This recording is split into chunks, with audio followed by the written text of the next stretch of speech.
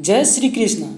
दोस्तों, इस वीडियो में हम लोग बात करेंगे भगवत गीता के अध्याय 2 सांख्य योग के बारे में। सबसे पहले हम लोग बात कर लेते हैं सांख्य योग होता क्या है। तो इसका अर्थ होता है सन्यासी, और सन्यासी का अर्थ होता है ज्ञानी। दोस्तों, मैं कोई पंडित या बाबा नहीं हूँ। मैं चाहता हूँ कि गीता जैसे महान पवित्र ग्रंथ का ज्ञान घर घर और बच्चा बच्चा तक पहुँच जाए, क्योंकि गीता कोई ऐसी वैसी किताब नहीं है। इसमें भगवान श्री कृष्ण जीवन से संबंधित हर समस्या का समाधान बताए हैं, जो हर इंसान के लिए अति आवश्यक है। भगवत गीता का सार जो अपने जीवन में उतार लेता है, वो दुनिया के हर बुलंदी को छू सकता है। एग्जाम्पल के लिए आप धीरू भाई अंबानी और विवेक बिंद्रा को ले सकते हैं। गीता मात्र एक ऐसा ग्रंथ है जो आपको हर तरह से आगे बढ़ने में मदद करेगा। इस अध्याय में भगवान श्री कृष्ण अर्जुन को आत्मा का ज्ञान देते हैं। भगवान श्री कृष्ण यह सच्चा ज्ञान देते हैं जो हमारे जीवन पर उतना ही लागू होता है जितना अर्जुन के जीवन पर लागू हुआ था। श्री कृष्ण बताते हैं, एक योद्धा कभी युद्ध से मुंह नहीं मोड़ता, वह उसको शोभा नहीं देता। यदि समस्या आपके सामने है तो समस्या को मन की कमजोरी मत बताओ, उस समस्या से लड़ते हुए आगे बढ़ो। जब आप समस्या का सामना करते हो तो कई बार ऐसा होता है कि परिस्थितियां आपके अनुकूल नहीं होती, तो उस समय हम बहुत कमज़ोर महसूस करने लगते हैं, जिसके चलते हम गलत को भी सही मानकर अपना लेते हैं और अधर्म की ओर बढ़ने लगते हैं। लेकिन श्री कृष्ण कहते हैं कि ये कर्म इंसान को नपुंसक बना देती है। अर्जुन एक श्रेष्ठ योद्धा थे, उनको निंद्रा पर विजय प्राप्त थी, और कहा जाता है जो निंद्रा पर विजय प्राप्त कर लेता है उससे श्रेष्ठ इस दुनिया में कोई नहीं होता। लेकिन श्रेष्ठ व्यक्ति जब डर जाता है और भगवान के शरण में चला जाता है तो भगवान उसकी सहायता जरूर करते हैं। आपने कहीं सुना होगा कि श्री कृष्ण के ऊपर जब दुख पड़ता था तो वो हमेशा मुस्कुराते रहते थे, क्योंकि भगवान श्री कृष्ण त्रिकालदर्शी थे। त्रिकालदर्शी का अर्थ होता है जो तीनों कालों को देख सकता है, अर्थात वह भूत, भविष्य और वर्तमान को देख सकता हो। श्री कृष्ण आने वाले हर क्षण को जानते थे।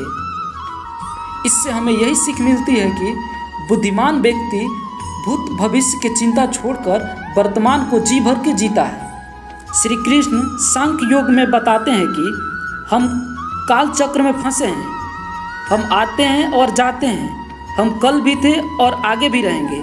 यह जीवन का खेल निरंतर चलता रहेगा। भगवान कहते हैं कि यह बदलाव इस प्राकृतिक का नियम है, लेकिन हमारी आत्मा कभी नहीं बदलती। वह आज मेरे शरीर में है तो कल दूसरे के शरीर में होगी, क्योंकि वह अविनाशी है।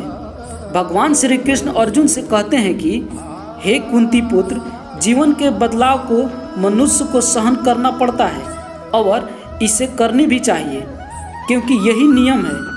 प्राकृतिक के नियम के अनुसार जब तक आत्मा शरीर में है तब तक तप सहन करना ही होगा और इसके साथ ही आगे बढ़ना होगा।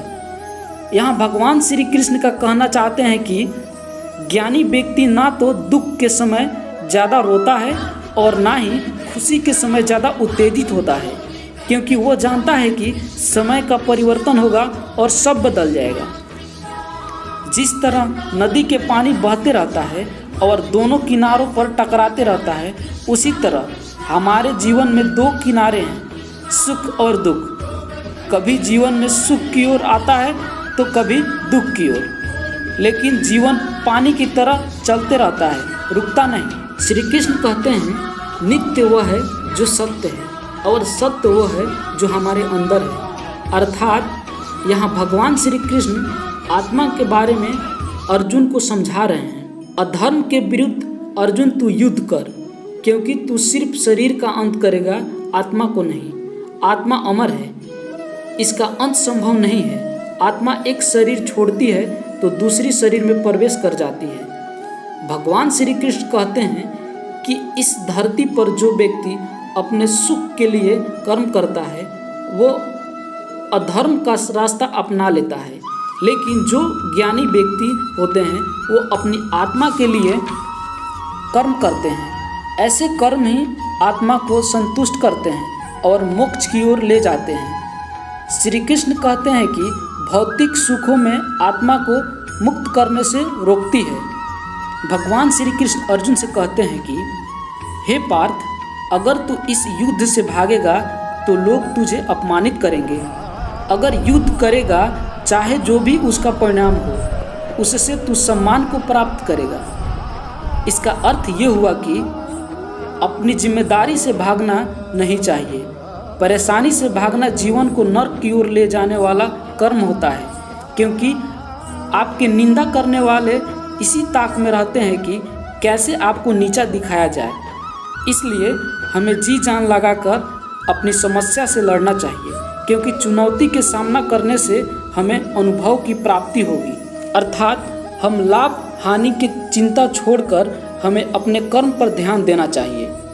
पूरे श्रोतागण से एक मेरा रिक्वेस्ट है कि अगर इस व्याख्या में हमसे कोई त्रुटि हुई हो तो मुझे क्षमा करें। इस वीडियो में बस इतना ही। तब तक के लिए जय हिंद, जय भारत, जय श्री कृष्ण।